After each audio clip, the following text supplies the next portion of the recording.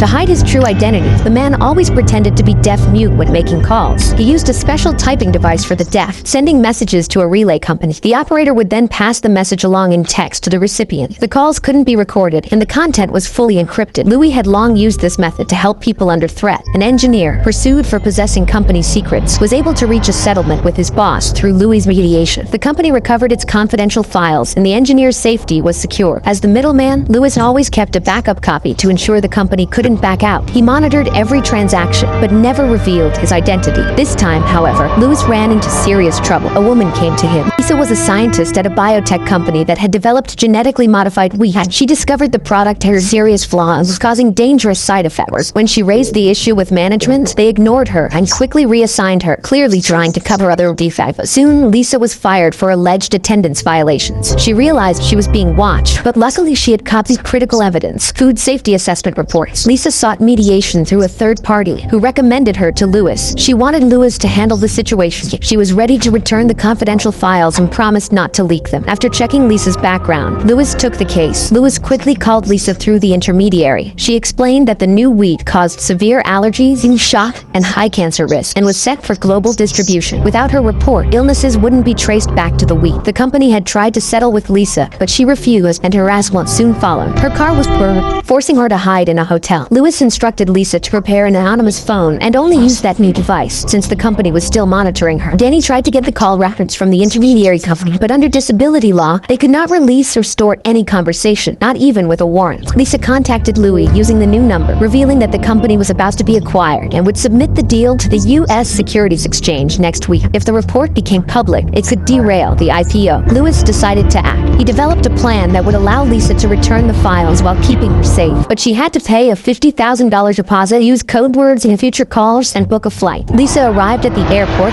as agreed. Danny and his team followed her, while Louis boarded the plane disguised as a businessman. No one knew his identity. Upon arriving in Pittsburgh, he bought a luggage bag, changed his outfit, and headed to the lost and found. Soon, a broadcast called for Lisa to claim a lost item, but Louis instructed her to ignore it. His goal was to lure Danny away, allowing Lisa to go to the post office to send the package. Danny, not seeing her approach, realized he had fallen for a classic diversion.